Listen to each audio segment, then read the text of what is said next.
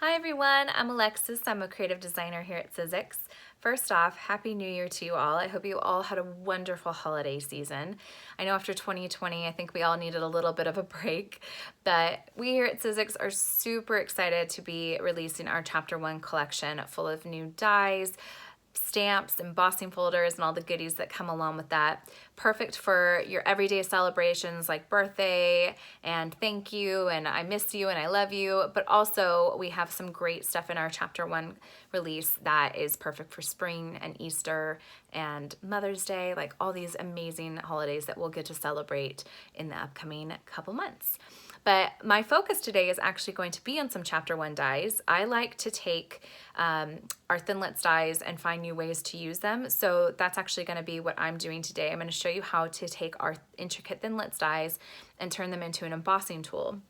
To give you a little bit of an idea, I'm using our Chapter One floral lattice die and I'm going to be turning them into an embossing folder. So if you're curious how that works, stay tuned for the tutorial, which is coming up right now, and I'll be showing you ways that you can amplify that embossing once it's already run through the machine. So let's get right into it. Hi everyone, so we are going to be learning today how to turn your intricate Thinlits dies into an embossing folder. Now the first thing I want to show you is that I am using our Chapter One floral lattice die. So as you can see, it's a two-piece die. I'm using the upper layer from the die because it had more room. For me, it had more room in being able to kind of push through the paper to show more of an emboss. But this die below might also prove to have like a really cool technique with it as well. But I'm gonna set this aside for our little tutorial today, and I'm just gonna be focusing on using the upper layer. One thing I wanna point out when you're doing using a Thinlit to emboss is you're gonna need to use our emboss and transfer set in order to make that happen. So I'm gonna show you that real quick. It's two pieces. We have first the impressions pad, which is kind of very similar to our cutting pads, but is a little bit thicker actually. So you'll need this. And you're also going to need the silicone mat that comes with it. This is what prevents the die from actually cutting through the paper. It's a really beautiful silicone mat. Mine's a little dirty, sorry, but you want to keep these a little clean. But I've been using mine. And these are going to be what actually allows you to use your Thinlit to emboss. So you need these two pieces in order to actually do this technique. You can find them on our website. And you can do this on any of our Big Shot machines. So I've got my cutting pads set off to the side. I'm gonna take off my thin die adapter because you don't need it when you're doing the embossing, but I'm gonna keep it close by because I'm gonna be doing some die cutting in just a minute. So you're gonna wanna follow the instructions on your particular machine, but as you can see right here, it says Thinlits or for embossing. So you're gonna wanna follow the instructions on how to layer your sandwich based on the Thinlits for embossing.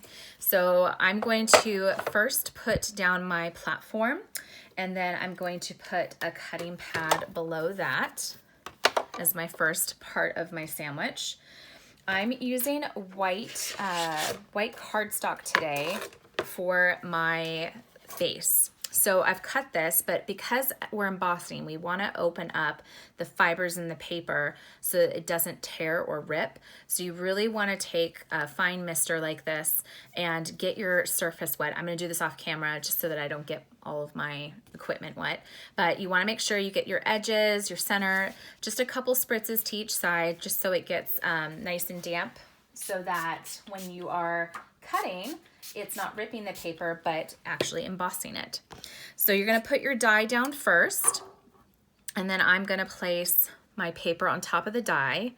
And in order to make sure it doesn't wiggle around while I am embossing it, I'm gonna use some of our maker's tape just to hold it in place while it goes through the machine.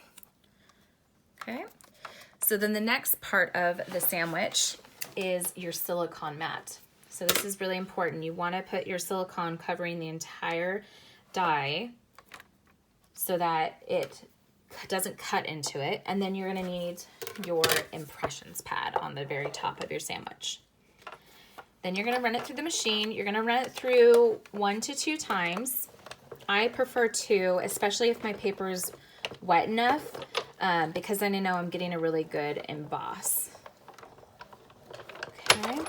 And because I didn't hear any cracking, that tells me that it didn't really cut through, which is a good thing. If you hear lots of cracking, that means it's cutting. So you don't want that to happen. So I'm going to show you what it looks like when you pull it out.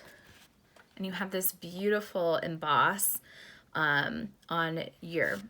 So normally what you would do is you would set this aside and let it dry, and then you would take a pair of scissors and cut along this edge right here, like that. So I've actually, because who wants to watch that on a video, I've actually got one where I already did earlier, and it's dry, and I've cut it down to size, but I just wanted you to see the technique and how you actually get it. So there's a few other pieces I want to cut prior to doing our technique on our embossing. So I'm actually going to go back to my platform real quick and put on my thin die adapter, because I'm going to be cutting some Thinlits for my sentiment portion. And you're going to need your thin die adapter, your 1 cutting pad, and I wanted to incorporate some really cute sentiment features. So I'm going to cut 2 different size circles. And I'm using our neutral cardstock pack, which comes with black and white, brown, navy, a couple tones of gray. You get 60 different sheets of these papers, and it's really great, especially if you're looking to add some nice neutral elements to like a really bright card. I think black and white with bright, bright pops of color is always a nice way to neutralize it versus making it even more busy. And then I've got our gold opulent paper. I'm using the matte from that to cut out my sentiment. And I'm using this really cute little Love and Thanks Thinlits die from our Jar of Flowers die set, which is also part of the Chapter One collection. I actually think that's my favorite die set from the collection. I love mason jars and how people use them to put flowers. And that particular die set has some really cute options. I'm also using, as you can see from our Essentials collection, our Circles Framelits dies. These are nested dies. You get 8 in a pack, and they all sit within each other, so you can actually cut different things on top of it and layer them up, which is what we're actually doing in this little make today. So I've got my little circles cut. I'm gonna put these off to the side, and now we're gonna get to the technique portion of our video. And let me just put all this away and switch out my machine. Let me just move that out of the way.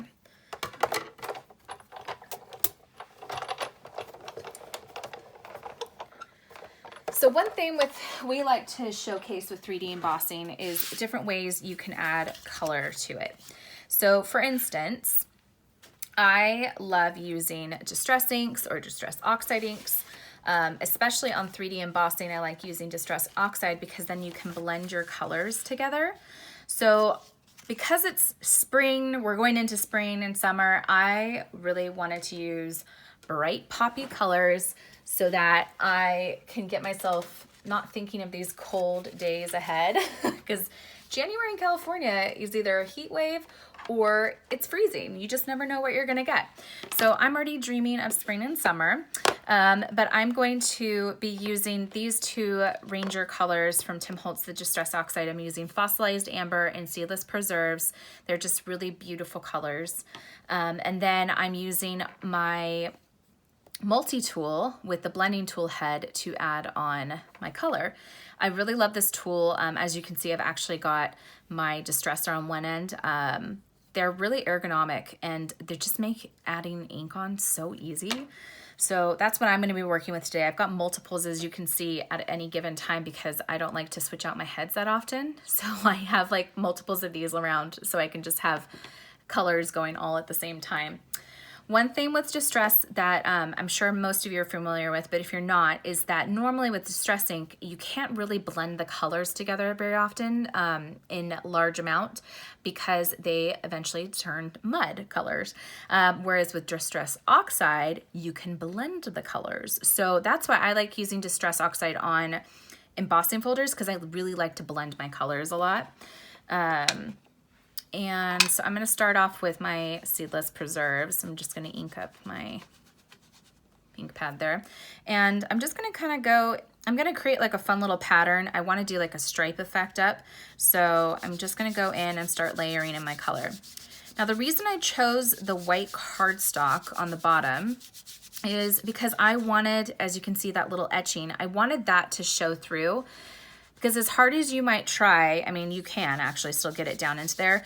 If you're just running your color across the top, you're gonna be able to preserve that white underneath, and it just gives it that beautiful effect below of having the white pop through, which I think makes the design punch up even more.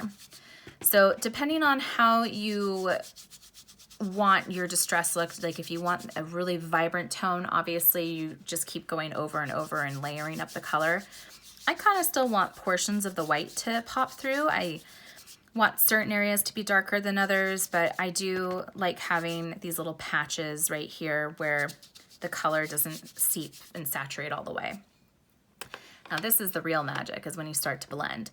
Because obviously I'm gonna have two different stripes, but when you blend, you actually create this beautiful third color that allows your make to just kind of, I don't know, it just feels warmer when you do it. I love blending colors. I think color is one of my favorite tools as a maker, is just the different palettes that you can create. So I knew in blending purple and yellow together, I'd get this kind of nice little tinted orange, almost like a burnt orange, which I thought was just really pretty and made me think of like tropical locations. I think I'm just dreaming of travel, everyone.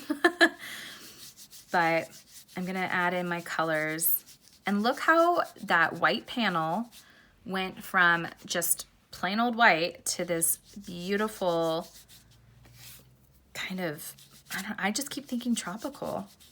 That's what I mean, like a sunset. It makes me think of sunset. That's what it is. So I'm happy with my colors right there. I'm happy with the blend. You obviously can use as many or as few. You could just do one color. You can use distress ink. I think either one's fine. I knew I wanted to blend, so whatever you have on hand at home, go with that. But this is what I wanted to work with today. So I'm gonna put these off to the side because the next step is something I want to show you that is really kind of fun and actually locks in this color.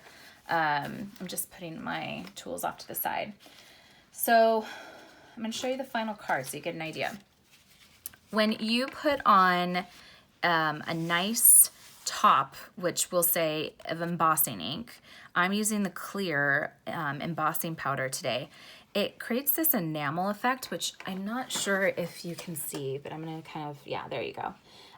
It creates a nice enamel effect, and I think it's a fun way to add a little bit of texture and dynamic kind of look and feel to any of your card making, and it's a really easy thing to do, and it just makes the colors much more vibrant. Look how much brighter the one with the embossing ink powder and stuff is on it than versus just your plain ink.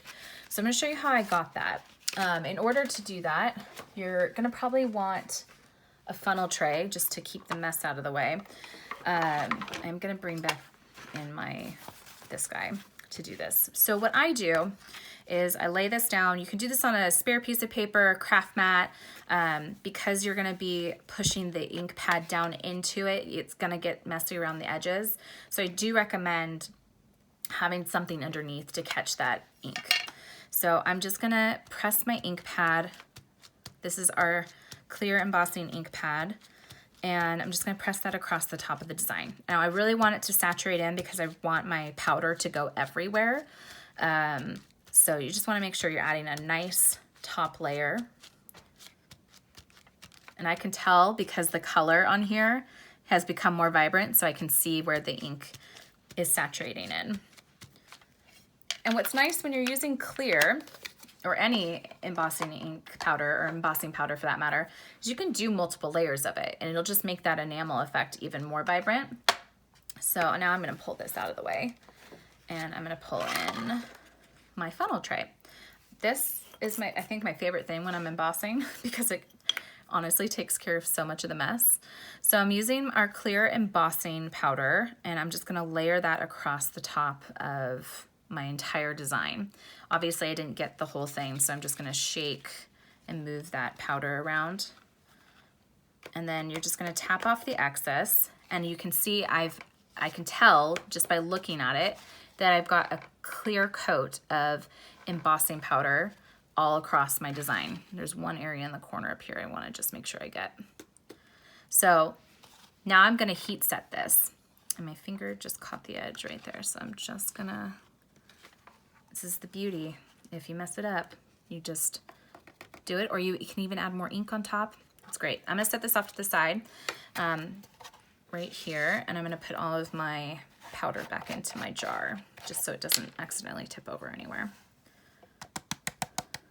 So you can see how easy it is to pour back in to the container that it comes in.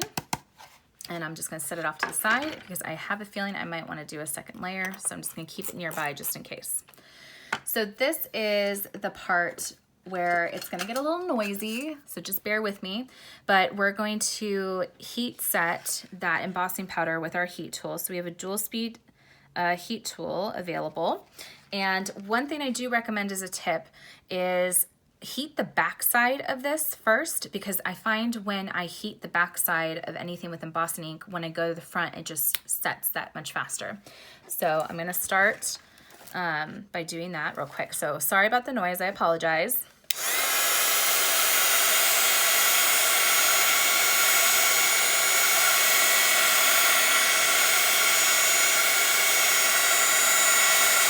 Once you've got it nice and warm, flip it over to the front and then just start working your way around the edges.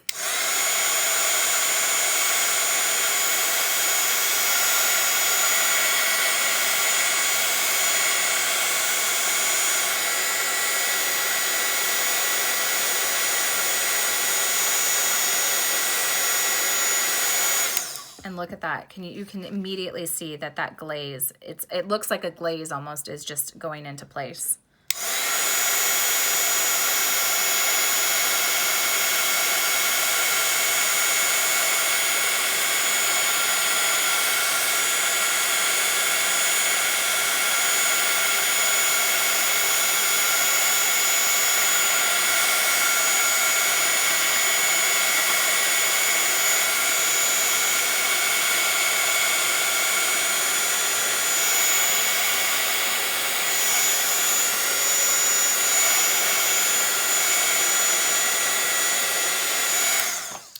Just going back in, making sure I got all the little pieces and areas all melted.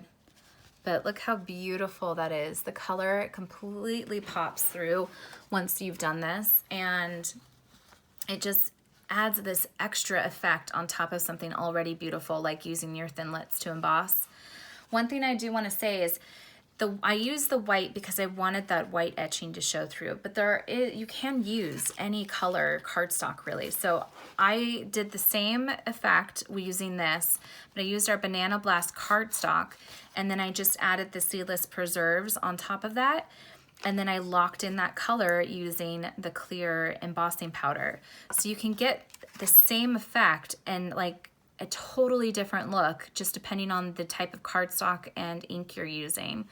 Also, I want to point out that black cardstock works as well. So I've used black cardstock for the base here, and I did 2 different colors on here so you could see just that difference. So I did use the Seedless Preserves and the Fossilized Amber.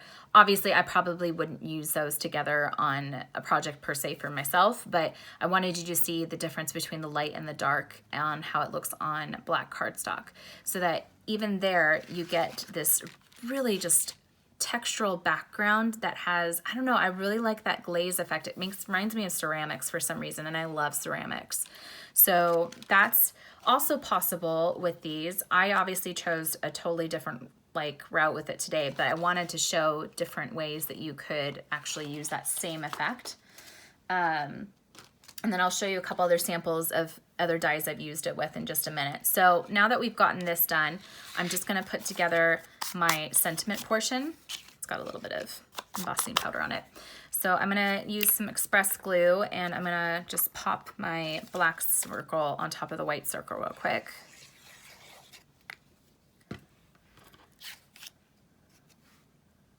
And just add that on. And then like I said, I pre-cut the sentiment. So I'm just gonna remove that from, I used adhesive sheet on the back of this so that my dyes would stick on there easier because they're smaller. So I'm just gonna remove those real quick.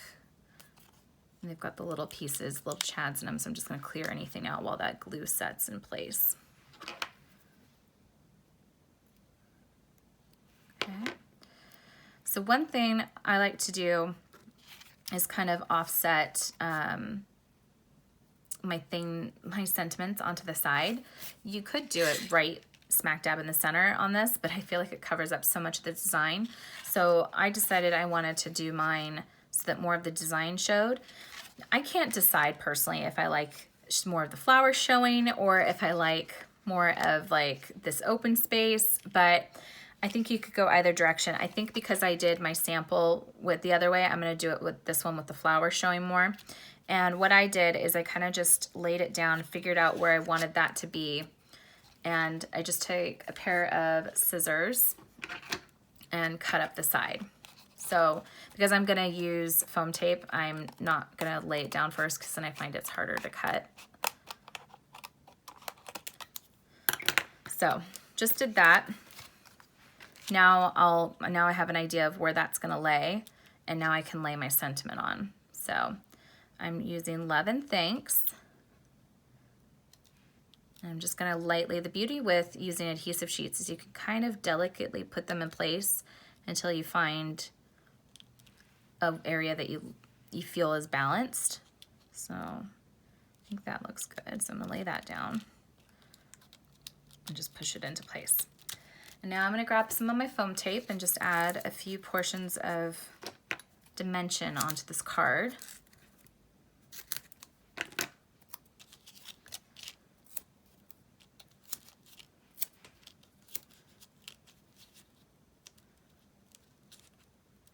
I love using adhesive like this because that little portion, as small as it is, adds so much dimension to a card, just having little bits and pieces of dimension here and there. So I'm gonna lay that into place, and it just creates almost like a little shadow so it doesn't all blend together. It has differing heights. And then I'm gonna go off to the side and just make sure it all looks nice and trim because I noticed some of it's hanging over.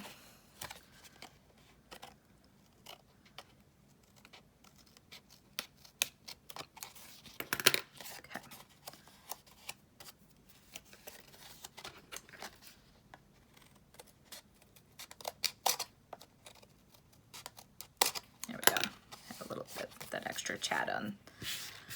Okay, so now that that's done, I have already done my card base, and I'm using our black cardstock from the neutral pack, and I've already pre-cut it to fit this design. And because I want a little bit of dimension, I'm gonna add some foam tape onto the back of this. I'm obviously being excessive with my foam tape. I just like having all my edges down flat. You do not need this much foam tape to put a card down. It's just my preferred style. I prefer to have all of my edges very flat when I'm doing dimensional cards, especially when you're doing embossing. I find that because you have to usually get it wet, it kind of warps the paper a little bit. So I personally find making sure all four corners are, not four corners, all four sides have adhesive just makes that design lay down a little bit better. And then I'm just going to peel off the backing. Bear with me. If you are interested in any of these products, you can find them on our websites. And I believe we're even carrying some of the Ranger products now. So if there's distress inks that you are interested in, they are on the websites now as well. And they're work great, obviously, for day-to-day die cutting, but I find I really love using them with my embossing.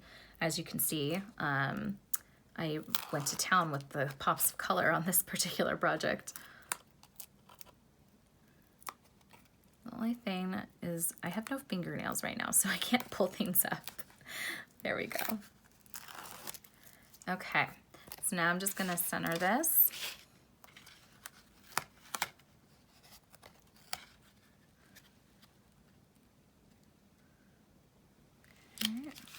And then, like I said, I'm just gonna go along those 4 edges and really have that sit down into place. And there we have it. Our fun little embossed card using Thinlits.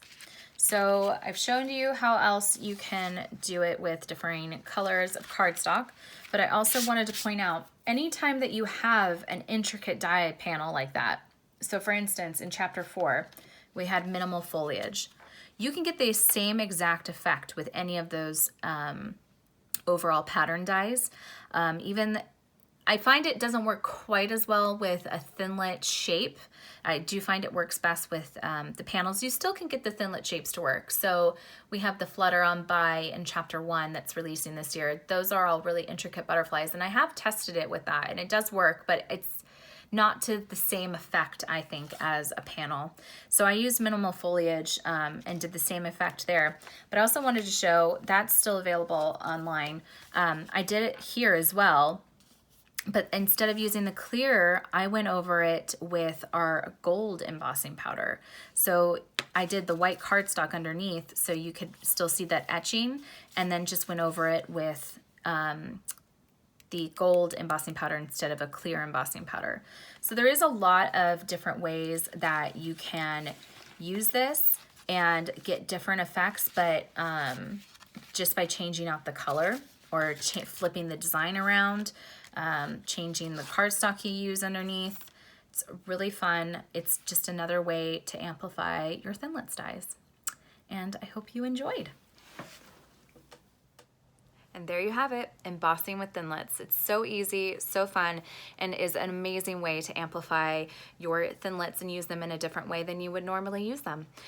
Be sure to check out Sizzix.com and Sizzix.co.uk for any of the products I was using today if you're interested in them.